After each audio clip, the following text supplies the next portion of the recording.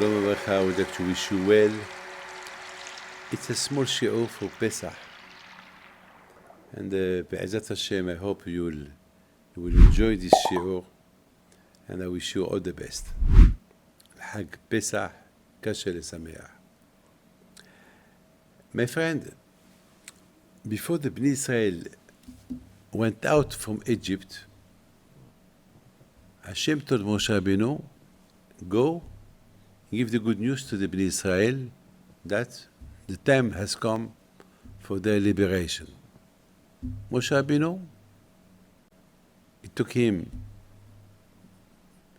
7 days to accept to be the Shaliach, to be the one who will go to the Bnei Israel to deliver them from Egypt. And then the first time when he told them, when he meets with the Jews in Egypt, he gave them the good news. They were very happy. And they banned to Hashem for the good news. Okay. Now, the second time, Moshe Rabbeinu, he went to the Jews to give them again the good news that he had a fight with Paro, and Paro didn't want to send you, but you will see Hashem is going to do a lot of miracles. Here, we see that the Jews, they didn't want to listen to Moshe Rabbeinu. ולא שמעו אל משה מקוצר רוח ומעבודה קשה. They didn't take no notice from the words of Moshe Rabbeinu. And they told Moshe Rabbeinu, they didn't want to listen to him. So, my friend, Rabbi Yehuda ben Pitera, he asked a beautiful question. He said, if you give a good news to somebody that he won the lotto, he will be happy. If you give a good news to somebody who is in prison, that he's going to be liberated, he will be happy. If you give the good news to somebody that has no children, that his wife, she's pregnant, he will be happy. And Rabbi Yehuda ben Pitera, he don't understand how the Jews, they're not happy now for the good news. So, Rabbi Yehuda ben Pitera answered, the Jews, they didn't listen to the good news of Moshe Rabbeinu because they didn't want to stop the Avodah Zarah. They didn't want to go out from Egypt to receive the Torah because they wanted the Avodah Zarah. They wanted the idolatry. It was hard for them to disconnect themselves from the idolatry. So my rabbi, Rabbi Gershom Livman, he asked a question. He said, I don't understand. How can Rabbi Yehuda ben Pitera say such a thing? That the Jews, they didn't want to go out of Egypt because they didn't want to disconnect themselves from the Avodah Zarah. How can he say that, such a thing? I mean, it's very hard to say that. And besides this, I would like to tell you something. The first time that Moshe Rabbeinu, he met the Jews, they were happy when he gave them the good news. Why now the second time when he gave them the good news, they don't believe him? Why the first time they believed him, and they said, thank you Hashem that you want to deliver us, and now the second time they don't want to listen to him, they don't believe because it's hard for them to disconnect themselves from the Avodah Zarah and to connect themselves to the Mitzvot. What's the difference? My friend, I have to tell you something. How much is very important that after the exit of Egypt, Hashem, he gave the Torah to the Bnei Israel. Why Hashem, he gave the Torah to the Bnei Israel quick after the exit of Egypt? Because, my friend, the Torah, the laws, ta'amu o kitov Hashem. You test the Torah, you study Torah, you do mitzvot, you see that Hashem is fantastic. Just imagine how much I will sacrifice myself to eat only kosher, not to do something bad. Why? Because I enjoy mitzvot. I love mitzvot. I cannot imagine myself doing something that the Torah forbidden. I can't imagine. Why? Because my life is to do mitzvot, to eat kosher. Can you imagine? For me, Shabbat, it's my life. It's not because I am used to it, because the Torah opened my eyes. You taste it, you love it. Yesterday, I saw a woman that she became religious, but not the husband. And she suffered. At the beginning, the husband was religious, she was not. And now she did teshuvah, but the husband not. She was crying. So I told her, pray to Hashem. At least do your best for your children. Once she tested what it is the Torah, people don't want to test. This is the problem. But once you test what it is Torah, you love it. So, my friend, the Orach Chaim HaKadosh, he explained, he said, the Bnei Israel, why they did not listen to Moshe Rabbeinu? Because they did not receive yet the Torah.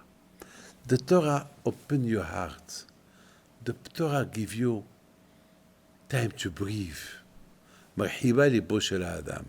The Torah give you life.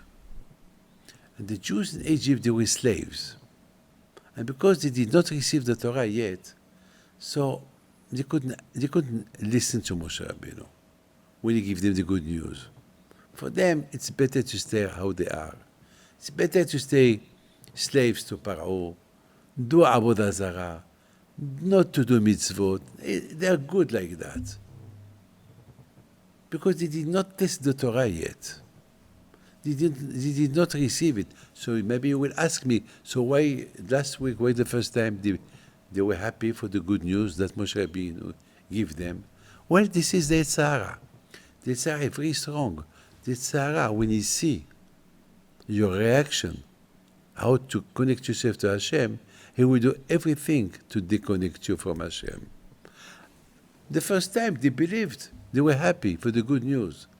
So the Tzara was very scared.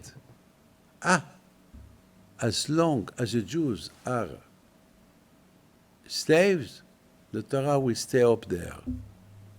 So now that they're happy to get out from Egypt to receive the Torah, it's a danger. For the Tzara, the biggest danger is the Torah. The Tzara, he will do everything he can, everything in his power, just not to respect Torah and Mitzvot. My friend, you know, there was a man who came to see me, and he had no children. And he came for a bracha to have children. So I asked him, do you respect Nida? He said, no. Do you respect Shabbat? He said, no. Do you eat kosher? He said, no. I said, can you change? You want a bracha from Hashem to give you what you need, but you have to do something for Hashem. You know what answered me? No, I can't. So I told him, you can't? You want Hashem to give you? Hashem owe you nothing.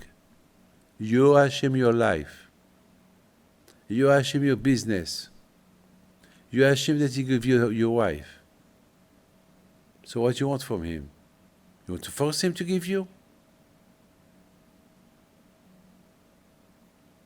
He looked at me. very arrogant man. He said, okay, if you don't give me, you don't give me. I will do my best to have children. After 5 years, I saw him again, with no children. I forgot his face, but he reminded me who he was. Ah, you. I told him, I saw people like you, and I proposed them the same proposition I proposed you, and they have already 4 or 5 children. And you are late. You have no children, because your arrogance, Baal Gava, you're proud. You did not understand. You want everything free. You go to the supermarket, you buy, you pay. Now, if you have no children, because maybe I should expect from you something. So he said, but why there is people that did not respect nothing, and after a few years, they have children. So I told him, why you came to see me again with argument? What do you want from me? He said, no, I want nothing. Just I want a bracha for children. I said, okay, I know that the bracha will do nothing. You have to do something for Hashem. So his wife, she answered. His wife, she said, Rabbi, I want a bracha. I want to change. I think you're right, Rabbi. If we come to see you, that means we believe in God. I don't know why my husband, he answered you like that 5 years ago, and I fighted with him. And now we took a decision to come. What can we do? I said, what can you do? Pray to Hashem to give you.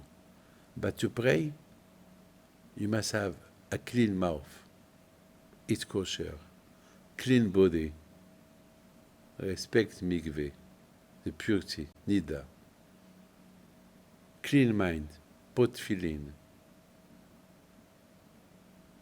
and of course, Shabbat.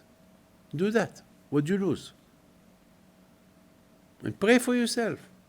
Baruch Hashem, she was pregnant with 2 children. And now that I talk to you, she's pregnant again. I saw them in Argentina. Baruch Hashem. And they are happy. Now they are happy. They could have been happy since 5 years ago. My friend, without Torah, you are late on everything. So the Bnei Israel in Egypt, the first time that they heard the good news, they were happy. But the Sarah was not happy. That the Jewish people are, they're happy for the exit, to the liberation, to receive the Torah. The Sarah, I don't want them to receive the Torah. He wanted to remain in Egypt. So, when Moshe Rabbeinu came the second time to give them again the good news, they couldn't believe. They didn't believe him. And they didn't want to listen to him. They prefer to stay in Egypt to do Avodah Zarah, not to do Mitzvot. Because a man without Torah, he changes all the time. One day he believes, one day he don't believe, one day he believe. But when you study Torah, you respect Torah and Mitzvot, your Emunah is stronger. My friend, I wish you well, and I pray to Hashem to give you happiness, bracha, and tzedakah. Amen.